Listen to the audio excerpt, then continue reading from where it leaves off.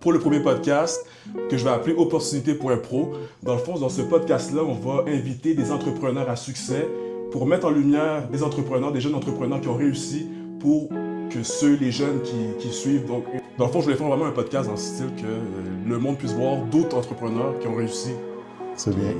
Merci. Parce que je trouve qu'il y a des podcasts que c'est vraiment juste toujours la même histoire. Ouais. Donc là, je veux du nouveau au Québec. Exact. Oh, C'est ouais. plus ça. Puis c'est important, les jeunes, de pouvoir leur montrer que c'est pas si difficile que ça. Exactement. Que c'est atteignable.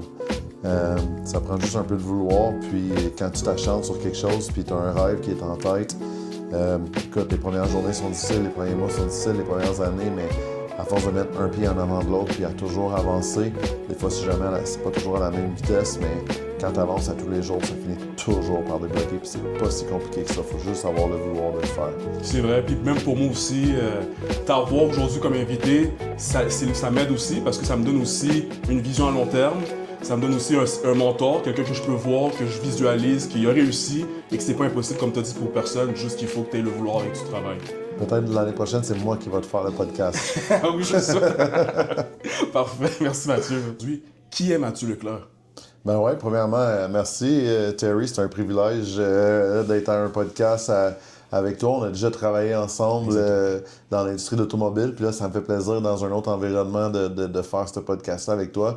Ben écoute, Mathieu Leclerc, moi je suis un gars qui a grandi à Montréal. J'ai joué au hockey dans ma jeunesse. Le sport m'a beaucoup m'a donné un bel encadrage là, quand j'étais jeune pour la business. Je me suis intéressé jeune à la business, à plusieurs types d'entreprises, pas juste la business en général. La business en général, c'était la business familiale. Okay. Mais j'avais beaucoup d'intérêt. J'avais une soif de l'entrepreneuriat quand j'étais jeune. À travers ça, je t'ai parlé du sport, le hockey et tout. J'ai fait des études. Ça m'a emmené à étudier aux États-Unis, ce sport-là. Secondaire, high school, puis ensuite à l'université. Okay. High school, j'ai fait ça dans le coin du Connecticut, dans le nord-est des États-Unis. Puis le collège, l'université, j'ai fait ça en banlieue de Chicago. Fait que ça m'a solidifié ma soif d'entrepreneuriat. J'ai étudié en business, là, en anglais on appelle ça, c'est un Bachelor in Business Administration. Okay. Fait que j'ai étudié là-dedans. Je suis revenu au Canada 2005-2006. J'ai essayé avec des amis de partir une entreprise à Toronto. Ça n'a pas fonctionné. Je suis revenu au Bercail. Je suis revenu dans la business familiale avec, à ce moment-là, avec mon père qui était partenaire avec mon oncle dans une concession Hyundai. Puis c'est là que j'ai commencé en automobile. J'ai été vendeur.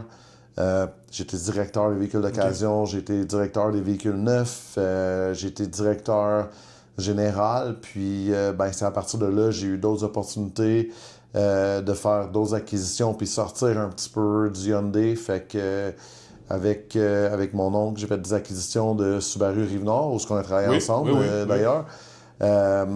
Puis ça a été un tremplin. Après, on fait des acquisitions Subaru La Chute, Subaru Sainte-Agathe. À travers ça, j'avais aussi développé une petite business qui s'appelait Trade Helper. Okay. Enfin, je dis une petite business, mais c'est une business qui s'est vendue avec une super grosse valorisation. Là, on était un encan automobile en ligne que j'avais développé avec quelques partenaires. Mon épouse, entre autres, Carl Tremblay, qui est un ancien d'Evolio, Auto 1, 2, 3.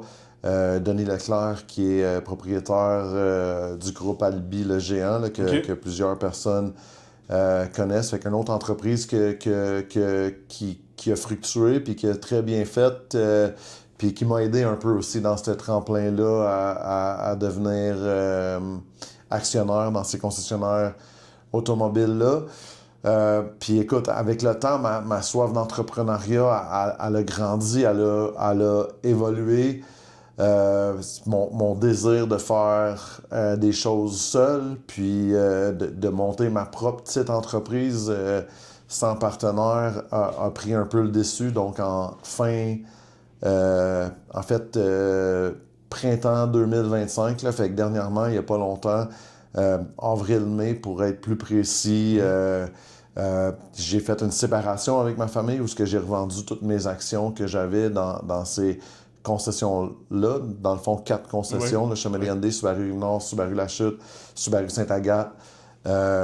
J'ai tout revendu mes actions sans aucun projet devant moi. Fait que je suis arrivé le 1er mai chez nous, aucun projet, mais sachant que j'allais continuer dans le domaine de l'entrepreneuriat sans savoir nécessairement que ça allait être dans l'automobile.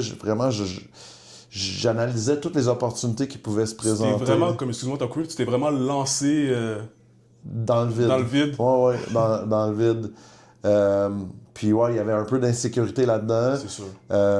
Écoute, puis pour vrai, il y avait plusieurs options sur la table. Là. Puis tu sais, au début, on a jasé de peut-être juste prendre une année sabbatique, voyager le monde avec les enfants, faire le tour du monde. On a parlé de possiblement peut-être déménager en Floride. Okay. C'est un état que j'aime beaucoup. Moi et mon épouse, on a une maison là-bas. Fait que peut-être repartir là-bas. Tu sais, avec les enfants puis avec les années, on devient ancré dans notre communauté. Puis ça a rendu ça plus difficile. Mes enfants, ils ont un bon groupe d'amis, ils sont impliqués dans le sport à la maison. Tu sais, fait que ça a été plus dur faire ce move-là à cause de ça, de soit de déménager ou de partir sur une année sabbatique puis de voyager. Fait que on a regardé d'autres options, possiblement l'immobilier. Tu sais, j'ai des amis qui sont en immobilier, puis j'ai analysé plusieurs projets avec eux autres, mais l'automobile est revenue à moi tranquillement. Quand je suis arrivé chez nous, j'ai eu des appels des banques qui m'ont dit « Hey Matt, tu sais, si t'as d'autres projets... on croit en toi si jamais tu veux repartir. » Des fournisseurs qui m'ont dit « Matt, si tu as besoin d'aide à repartir, n'importe quoi, on est là derrière toi. » D'autres propriétaires de concessions qui m'ont offert des opportunités aussi à dire « Hey Matt, si tu venais avec nous, on a une place pour toi. » Honnêtement, c'était pas ça qui m'intéressait parce que quand j'étais parti, je voulais être seul. Fait que c'était pas nécessairement une option. Mais de voir tout cet amour-là que j'ai eu dans le domaine automobile, ça m'a poussé à rester dans ce domaine-là. Puis une journée, tu sais, l'opportunité est venue. C'est Nissan Canada qui m'ont appelé, qui m'ont contacté en premier, puis qui m'ont dit « Hey Matt, tu sais, il y a 2 concessions à vendre, c'est le même propriétaire. Il y a une Nissan Sainte-Agathe, il y a une Nissan Saint-Jérôme. » Fait que... à ce moment-là, j'ai dit OK, mais c'était un gros move pour moi de faire les 2 en même temps. Fait que je leur ai expliqué, tu sais, moi j'ai un bon ami à moi, un partenaire d'affaires déjà, Patrick Tremblay, fait qu'on s'est présenté les 2 chez Nissan, puis moi Pat, on s'est parlé, Pat il m'a dit « Hey Matt, il dit, dis-moi lequel tu veux, tu sais, puis on fait le split, toi t'en prends un, moi je prends l'autre. » Fait qu'on a décidé, moi j'allais prendre Sainte-Agathe. Lui, il allait prendre Saint-Jérôme, puis à date, je suis vraiment heureux de mon choix. Fait que c'est pas mal ça mon histoire là, de l'enfance jusqu'à aujourd'hui, là, c'est ça. Ouais. Non, c'est bien expliqué, puis honnêtement, je savais pas tout ça non plus. Là. Même la compagnie que tu as faite, Trade Helper, c'est ça dans le fond. Là, c'est quoi? C'est pour de l'achat de véhicules? Fait que Trade Helper, c'est un encan en ligne que j'ai parti avec des partenaires là, que j'ai nommés tantôt en 2012. Carl Tremblay, c'est un gars que je respecte beaucoup, puis c'est lui qui a beaucoup fait évoluer cette entreprise-là, parce que moi, pendant ce temps-là, je travaillais dans les concessions automobiles, fait que j'étais un peu occupé dans ma job day-to-day. Fait que Carl a fait évoluer cette entreprise-là, mais j'avais eu la vision, moi, quand j'étais dans mes départs automobiles, j'étais directeur des véhicules d'occasion, puis je trouvais que quand on prenait un véhicule en échange, tu sais un peu comment ça marche, on prenait un véhicule en échange, bien sûr qu'on le gardait pour le vendre au détail dans notre concession, ou il faisait pas l'affaire, il répondait pas à nos prérequis dans notre concession, pour plein de raisons, c'est pas la bonne marque, trop de millage, trop de réparations à faire, fait qu'on fait du wholesale qu'on appelle, là, de la vente en gros, fait qu'on le vendait à un wholesaler. Fait que j'avais beaucoup d'wholesalers qui venaient me voir pour acheter mes véhicules, je prenais beaucoup d'échanges dans ce temps-là chez Hyundai, j'avais beaucoup d'wholesalers qui venaient me voir. Puis je trouvais que le processus de vente à un wholesaler était compliqué. Beaucoup de négociations, beaucoup de va-et-vient avec les prix. Ça tirait du jus. Oui. Fait qu'à un moment donné, j'ai dit, il doit y avoir une meilleure solution à ça. Fait que c'était un peu le début de l'ère Internet à ce moment-là dans l'automobile, 2012. Fait qu'on a dit, hey, on fait un encan. Fait que j'ai eu l'idée de bâtir cet encan-là. Le concessionnaire va mettre un véhicule en ligne, puis il va avoir un acheteur. En fait, il y a un vendeur, il y a un acheteur, il y a un concessionnaire qui met, qui est vendeur, il y a un acheteur, fait monter les prix, tac, tac, tac, 2 acheteurs, 3 acheteurs, puis finalement, on avait des milliers d'acheteurs qui se battent sur le même véhicule. Pas besoin de dealer avec ce monde-là. Le gars qui est dans le concessionnaire fait juste mettre son véhicule en ligne. 24 heures plus tard, la vente est faite. Il peut se concentrer sur ses tâches au lieu d'avoir à dealer avec les wholesalers. Fait que moi, c'était comme répondre à un problème que j'avais qui était comme une perte de temps. Fait que tu mets le véhicule en ligne. Une fois que le véhicule est vendu, nous, l'encan, Trade Helper, on collectait un frais au vendeur puis on collectait un frais à l'acheteur. Puis bon, il y a eu beaucoup d'évolutions à travers les années, de la façon que c'était affiché, de la façon qu'on collectait les frais. Au début, c'était par chèque, tous les échanges. À un moment donné, il y a eu des intégrations avec les comptes en banque puis tout. Fait que la compagnie a beaucoup évolué. Puis en 2019, on a vendu 75% de la compagnie à Alain Boisvert, des encans Boisvert ESP qui est situé à la Chine. Moi et Carl, on avait gardé 25% à ce moment-là. On était les 2 seuls partenaires qui restaient dans l'entreprise, fait que 12,5 chaque, puis éventuellement, cette compagnie-là, ça a été revendu à eBlock, que beaucoup de gens connaissent, qui est un gros joueur au niveau de l'encan automobile au Canada. Ouais. OK, parfait. Ouais. Et dans tout ça, tu dirais que le sport t'a aidé dans ton parcours, en tant que personne, ou... Moi, j'y crois vraiment. Puis, peu importe le sport que tu vas jouer, ça m'a beaucoup aidé. Ça t'emmène une discipline. Oui. Ça t'apprend à travailler en équipe, ça t'apprend à devenir un leader, puis pas juste n'importe quelle sorte de leader, un bon leader. Oui. Parce que un bon leader, des fois, il y a des moments où il faut que tu prennes la place, mais il y a des moments où il faut que tu laisses la place à l'autre aussi. Fait que la discipline, c'est beaucoup de choses que le sport d'équipe. Toi, je pense que tu joues des sports d'équipe aussi. Là. Oui, le foot. Tu joues au foot, c'est ça. Oui. Fait que, c'est ça. Ça aide beaucoup. Ça l'aide beaucoup. La camaraderie aussi, avec... et puis quand tu arrives en entreprise, c'est la même chose. On est une équipe. Hier, on est sorti toute la gang, faire la neige. On a eu une grosse tempête, 25 cm de neige, mais tout le monde sort, puis on a du fun ensemble, puis on s'encourage. Puis quand un, il faut qu'il rentre parce qu'il y a un client, il y a un appel, mais c'est pas grave, il y en a un autre qui prend le dessus, puis on fait la job. Puis c'est ça, un concessionnaire automobile, c'est vraiment important de travailler en équipe parce que il y a plusieurs départements. Puis, tu as un département de neuf, tu as un département d'occasion, tu as un département de service, tu as un département de pièces, puis ici, on a même un département de carrosserie. Puis, il peut arriver de temps à autre que ces départements-là, je veux pas dire jouent un contre l'autre, mais aient différents intérêts. Je vais vous donner un exemple. Dans le temps des pneus, au changement de pneus, c'est un moment qui est super achalandé pour le service, mais c'est un moment qui est super achalandé pour les ventes aussi, mais le service ne peut pas répondre aux besoins de tout le monde en même temps. Fait que, ça peut faire un peu de friction. Un directeur de vente qui va dire hey, le service est pas capable de préparer mon véhicule à temps, puis moi, il faut que je le livre. Puis là, le service, ouais, mais là, moi, j'ai pas le temps, j'ai trop de clients. Fait que le travail d'équipe devient vraiment important aussi, c'est vrai. À ce moment-là. Puis, c'est de dire, c'est de se parler, puis de trouver des solutions. Puis, c'est ça qui est le fun, c'est d'emmener, en entreprise, c'est d'emmener une culture où ce que. Puis je parlais d'être un leader, puis puis de savoir quand c'est le temps de prendre la place, puis de laisser la place. Puis en entreprise, qu'est-ce qui est le fun, c'est que tu peux recréer ça avec ton équipe, puis t'es pas obligé d'être, comment dire, mettons, il y a comme un peu un headbutting entre ton directeur de vente puis ton directeur de service parce que justement, l'autre, il veut avoir sa place pour faire préparer son véhicule puis le livrer à temps. Puis le gars de service, le directeur de service, dit « Ben non, j'ai trop de clients aujourd'hui, je pourrais pas te le livrer. » Mais, tu sais, à un moment donné, tu peux avoir un leader qui est en la tête de tout ça puis qui va juste arriver puis qui va trancher puis qui va dire « Ben regarde, je veux que tu fasses tes clients, je veux que tu livres le véhicule, fait que tu vas rester après, mettons, puis tu vas le faire. » OK, bon, c'est good.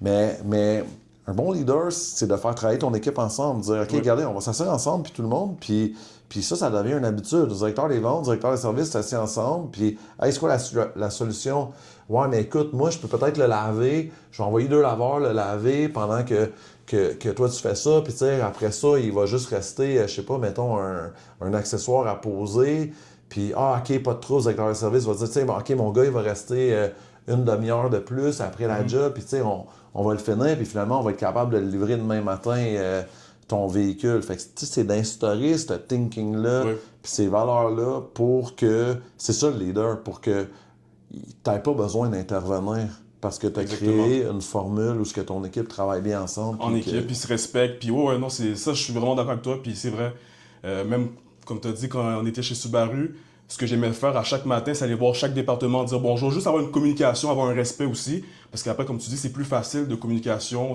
quoi que ce soit, c'est plus facile. Puis c'est vrai que dans une équipe, pour avoir une bonne coalition, une bonne entente pour. C'est la chose la plus importante, ça, que tu viens de dire. Tu sais, le respect, puis bravo pour le soulever.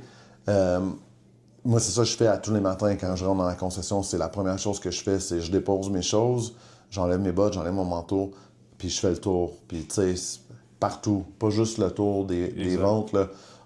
L'atelier en arrière, les techniciens en carrosserie, les techniciens à la mécanique. J'ai 2 filles qui travaillent à l'esthétique. Je salue tout le monde. Je repasse par les pièces, je repasse par le service. Mais ça, c'est important. Oui. C'est important de le faire parce que, ben, tu sais, les gens, ils apprennent. C'est pas juste des numéros. Tout le monde a leur rôle dans une entreprise. Puis si t'es le genre de leader qui rentre le matin, puis qui vient s'asseoir dans ton bureau, puis qui ressort pas de la journée, c'est pas le bon message que tu envoies. Exactement. Fait que je suis content que tu aies mentionné ça. C'est vraiment important le respect de ça. Et c'est quoi qui a fait en sorte que tu as dit, ben, j'ai eu une évolution, je suis plus le même Mathieu, j'ai vraiment. Tu as fait un bond, là. On est toujours en évolution. Ouais. Tu sais, c'est jamais fini. Puis c'est comme ça qu'il faut que tu vois la vie. On peut pas. Il y a des plateaux dans la vie. Tu sais. Puis les plateaux sont bons. Où ce que tu vas monter, puis là, tu vas plafonner pendant quelques mois. Les plateaux sont bons. C'est un moment pour te ressourcer, pour reprendre de l'énergie, puis prendre le temps d'apprécier la montée que tu viens de faire. Puis le temps de savourer ça.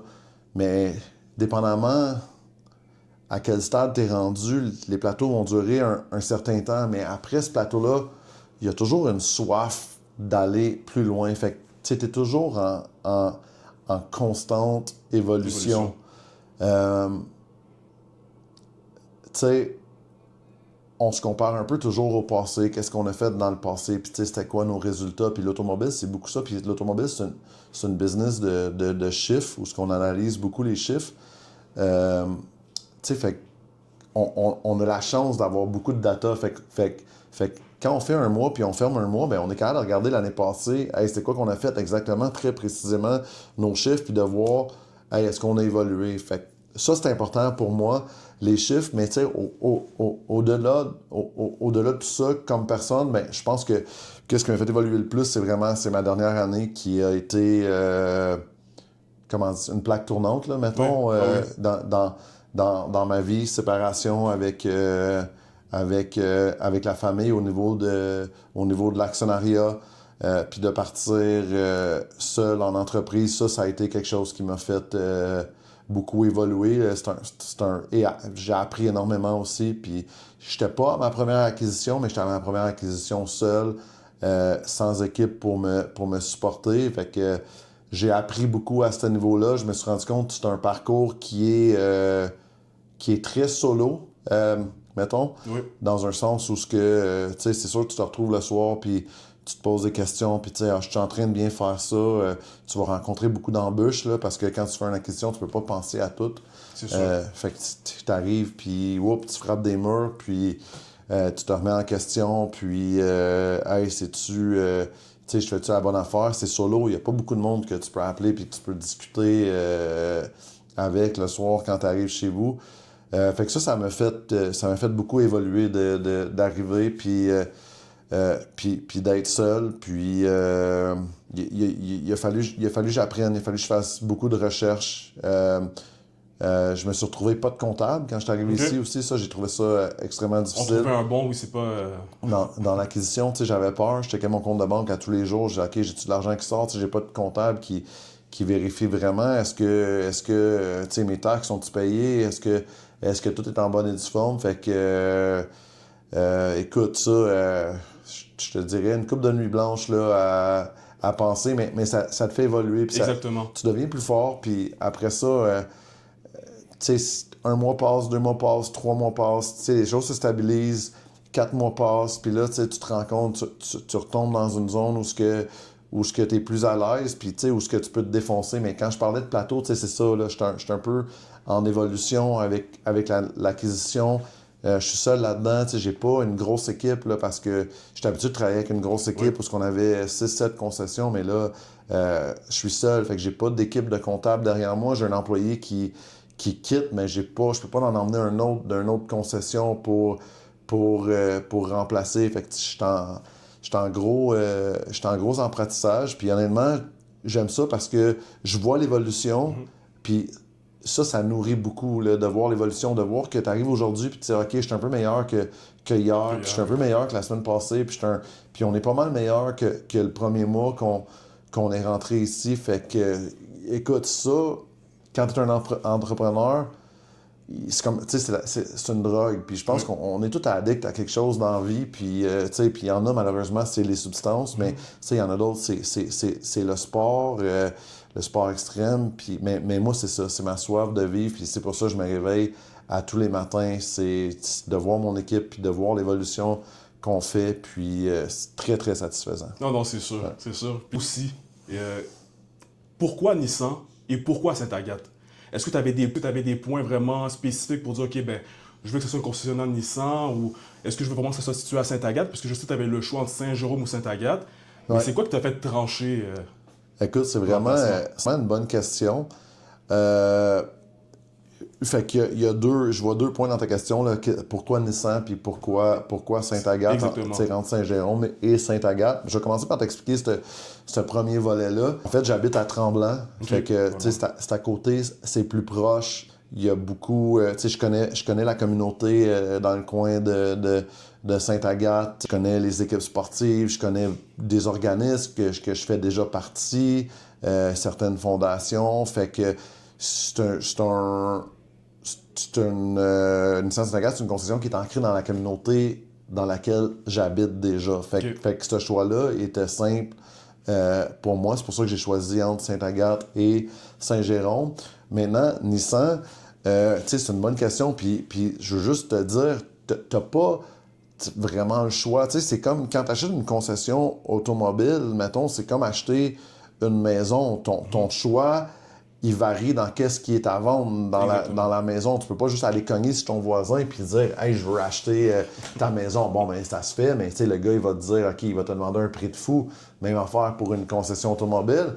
Sainte-Agathe était une concession qui était à vendre. Je l'ai regardé comme faut. Nissan m'ont invité, ils m'ont dit « Matt, viens à Vegas avec nous, puis on va te montrer un peu c'est quoi notre plan pour les prochaines années. » Je peux pas te mentir, Nissan, c'est une compagnie qui est en restructuration. On a eu des difficultés financières dans les dernières années, des séparations avec Renault, ensuite des discussions avec Honda qui ont échoué pour faire un partenariat, beaucoup de changements de direction au Japon dans la haute direction.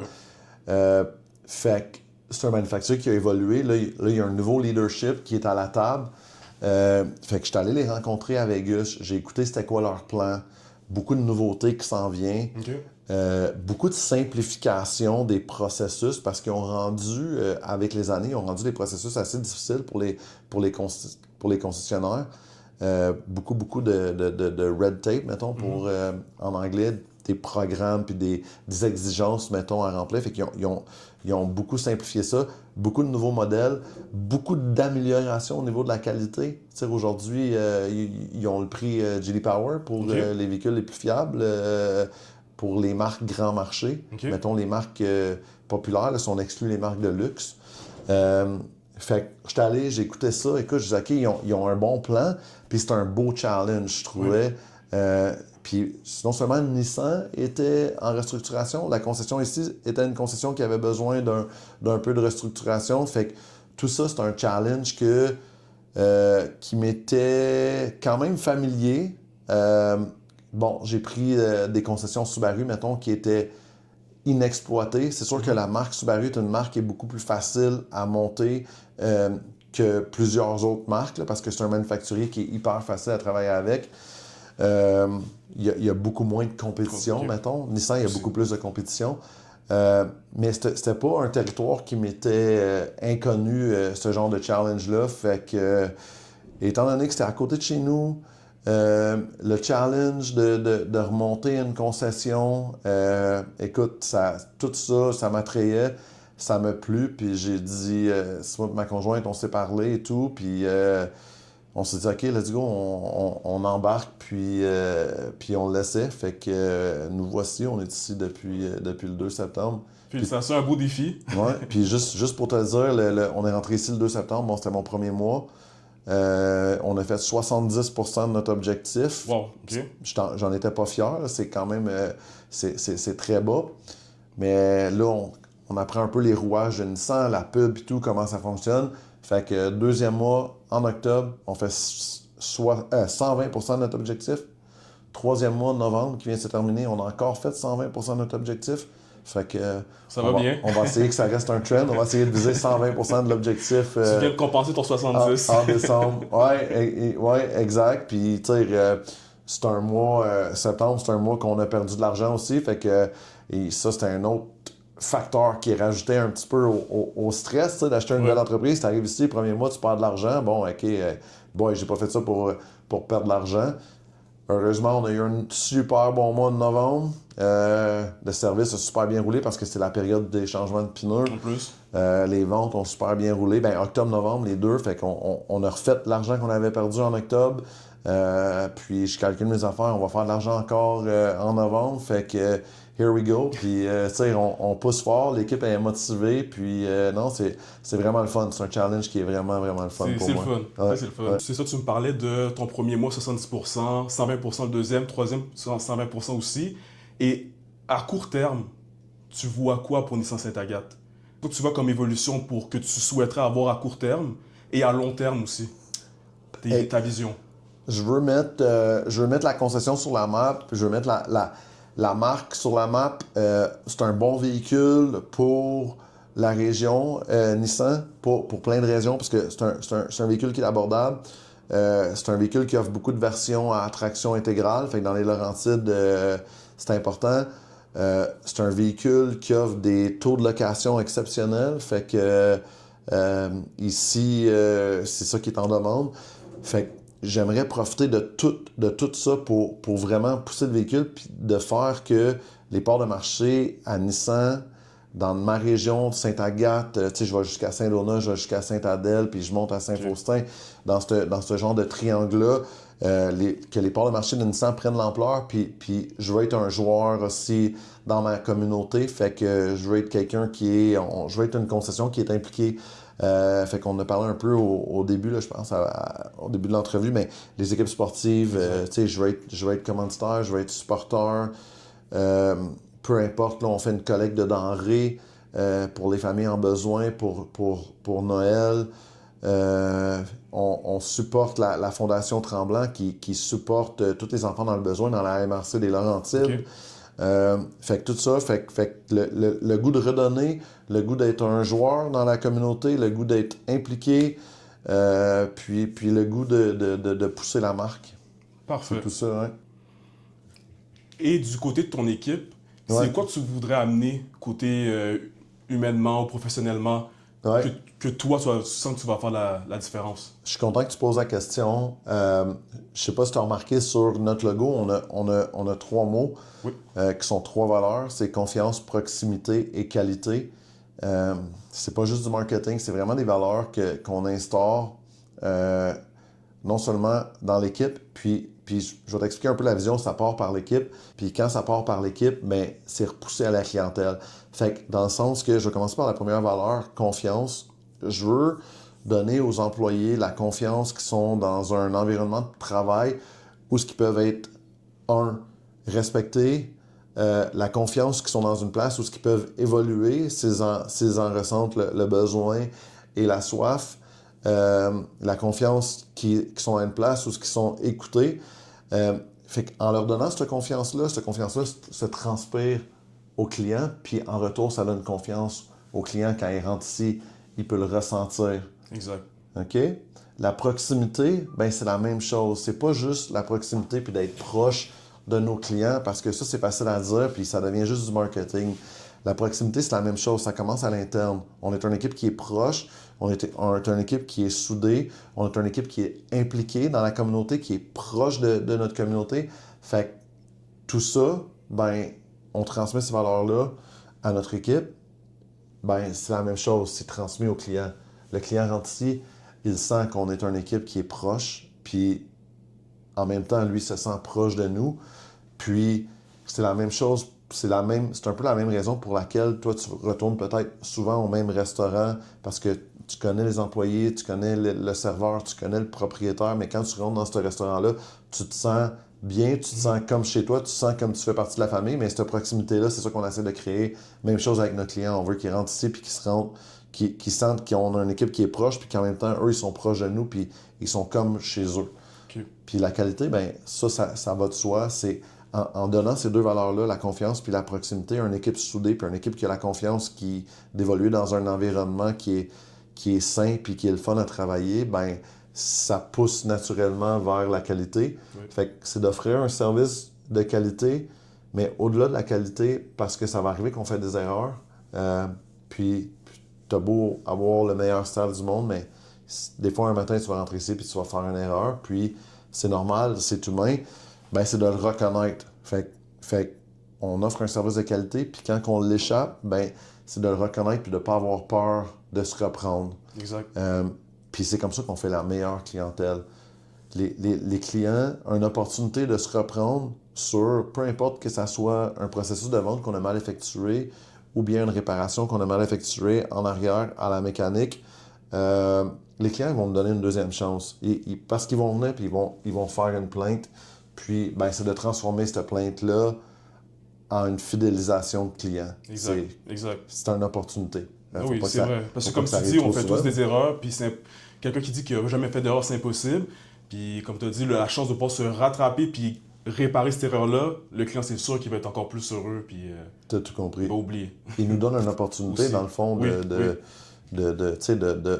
se racheter puis de le fidéliser encore plus, là, de renforcer notre relation. Exact.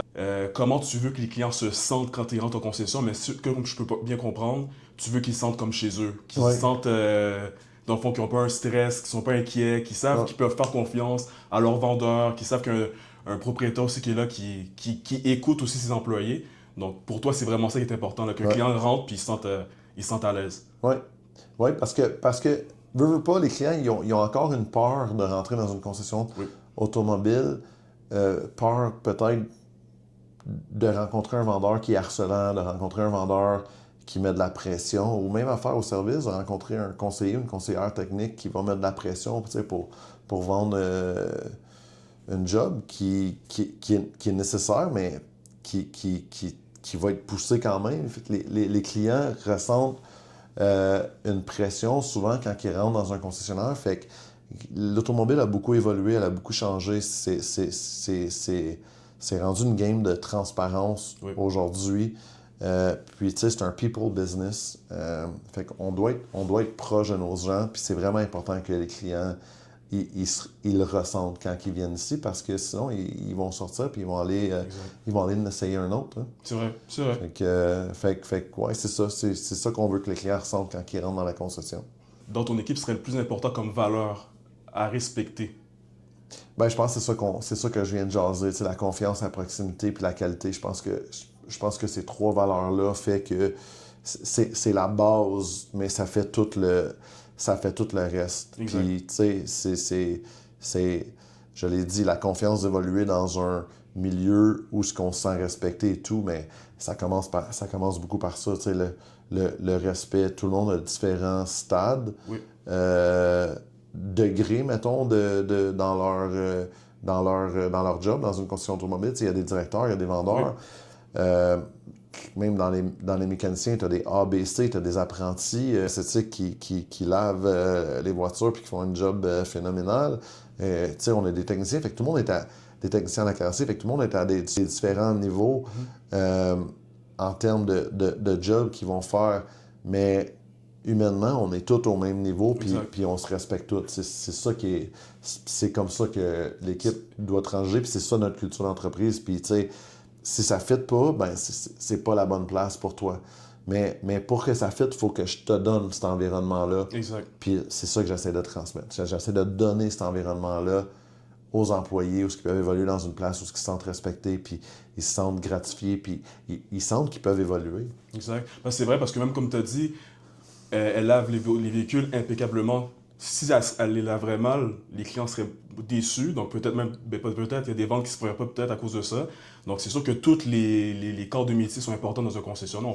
On fait une équipe comme tu as dit. Mais tu viens de toucher à un point vraiment important dans le business automobile. C'est une grosse roue Oui, qui tourne, puis toutes les dents de la roue sont importantes, puis il faut pas que la chaîne débarque. Puis c'est le client qui va arriver ici, peut-être qu'il y a une autre marque, il y a un Honda, bon, il va acheter un véhicule neuf. Je vais prendre son Honda en échange. Son Honda en échange, je vais mettre des réparations dessus. Fait qu'il va faire il va faire travailler mon service. Il va peut-être faire travailler ma carrosserie, puis s'il y a des dommages esthétiques dessus, il va faire travailler les filles au département d'esthétique aussi, au lavage. Ça, c'est juste son échange. Son auto neuve, ben, on va l'avoir préparé. Le service va y avoir donné une touche aussi. Il va avoir travaillé. Ce client-là va partir avec sa Nissan neuve. Il va revenir au service. Il va faire ses entretiens. Bon, ben là, qu'est-ce qui arrive? C'est le service qui va l'entreprendre. Mais mon conseiller Marc-André puis ma conseillère Linda, c'est eux qui vont entreprendre ce client-là. Ils vont lui offrir un bon service. Le client va se sentir chez eux. Bon, mais qu'est-ce qu'il va faire dans 2-3 ans? Il va arriver une journée à son rendez-vous, il va s'asseoir, il va attendre son véhicule, il va peut-être s'asseoir avec mon vendeur, puis il va avoir le goût d'acheter un autre véhicule. exact. Pourquoi? Parce qu'il se sent bien ici, parce qu'il a fait le tour, il a fait le tour de la roue. Bon, mais là, il va racheter un véhicule. Qu'est-ce que je vais faire? La roue, elle repart. Je vais reprendre son échange, je vais refaire travailler mon service, je vais refaire travailler ma carrosserie, mon lavage, tout. Je vais revendre son échange, c'est un autre client. Fait que c'est tellement intégré, puis ça, c'est peut-être des fois une partie que les clients, ils voient un peu moins, Oui. mais c'est tellement intégré, puis c'est tellement important que la chaîne ne débarque pas parce que le client ici, il y a un cycle de vie. C'est pas juste vendre la voiture. Tu comprends qu'il y a le service, il y a tout après. Puis on doit tous travailler ensemble pour pouvoir donner la confiance au client de racheter sa prochaine voiture, puis d'envoyer son voisin, puis d'envoyer sa soeur, son frère, son cousin, sa famille, puis de référer les gens ici. Exactement, référencement. Le référencement. Exact. Puis, et pour toi, c'est quoi un bon conseiller? Un bon conseiller. Tu dois être caméléon pour être un bon conseiller. OK? Puis là, tu sais, peut-être que je devrais pas trop dire ça, mais il y a des clients qui vont rentrer, puis, tu sais, ils vont te négocier à l'os. Puis c'est correct. Puis tu dois les reconnaître, ces clients-là, puis tu dois travailler avec eux autres, avec de la patience et tout, puis tu fais ta transaction. Ensuite, il y a un autre client qui, tu sais, il va rentrer, puis si tu lui offres un bon service, il va avoir confiance en toi, puis tu vas lui donner le prix de détail de ton véhicule, tu vas lui donner le prix de ton échange, puis il va accepter parce que le gars, il a une relation avec Exactement. toi, puis il y a un lien. Fait qu'un bon vendeur, c'est de reconnaître chaque situation, puis de pouvoir être un peu caméléon avec le client, puis de se souvenir du client aussi, de poser les bonnes questions, puis OK, tu as 2 enfants, bon, ben quand tu reviens au service, ben, hey, comment ils vont tes enfants? Ou, toi, t'aimes ton café avec 2 laits, 2 sucres. Quand tu reviens au service, je vais te faire ton café, 2 laits, 2 sucres quand tu vas revenir. Fait que, tu sais, un bon vendeur, c'est ça, mais la base, c'est que c'est plus... On les appelle des vendeurs, puis, tu sais, pour vrai, à travers... C'est une vieille habitude, le terme a changé, c'est rendu des conseillers, puis avec le temps, c'est ça qui a évolué. L'information est tellement disponible sur le web. Le client, il rentre ici, puis il sait probablement déjà quel véhicule il veut avoir. Fait que c'est un people business. Créer des liens. On est tous des humains. Créer un lien avec ton client. S'il t'aime, il y a des fortes chances qu'il va acheter chez vous. Exact. Puis on l'a vu avec les années. Les taux de closing, ils ont complètement changé. Là, moi, quand j'ai commencé dans l'industrie en 2007-2008, un bon taux de closing, là, c'était 20 à 30 OK. Fait que tu avais 100 clients qui rentraient dans la boîte, mais tu vendais 20 à 30 autos.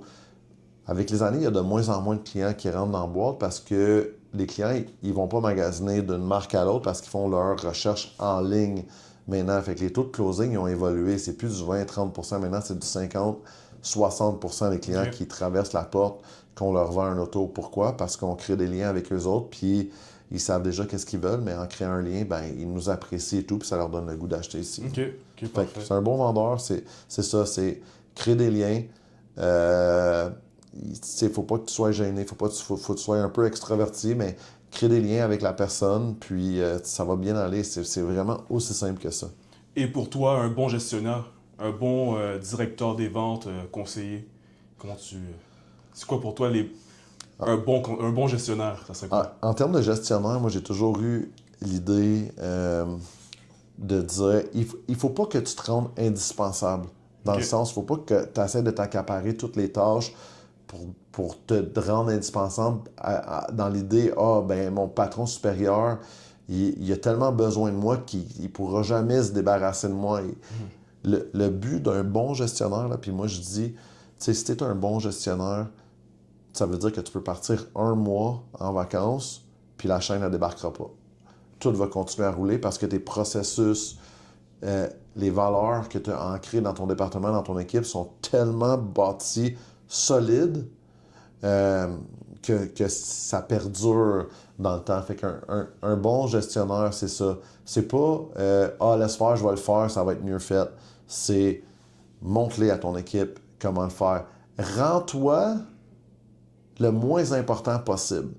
Ça, cette journée-là, c'est la journée, c'est le bonheur. Parce que la journée que les gens ont de moins en moins besoin de toi puis que tout roule comme sur des roulettes, mais c'est la journée que tu peux travailler sur les choses qui sont vraiment importantes, sur les choses qui comptent vraiment, puis sur des nouveaux projets. C'est vrai. Puis la vie, c'est ça, c'est les nouveaux projets, c'est ça qui nous donne le goût de continuer. Fait crée-toi un environnement où tu as assez de temps de lousse parce que ton équipe est tellement forte, tes processus sont tellement solides que des nouveaux projets, tu vas pouvoir en travailler toute ta vie.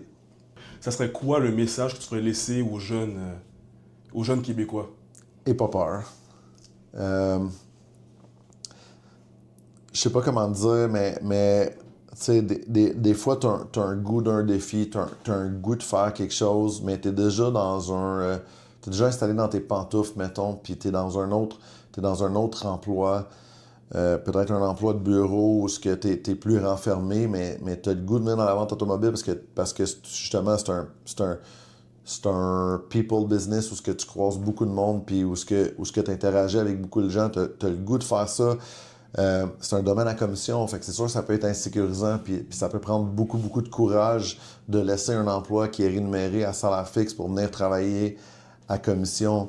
Mais si t'as ce courage-là de le faire, viens-t'en,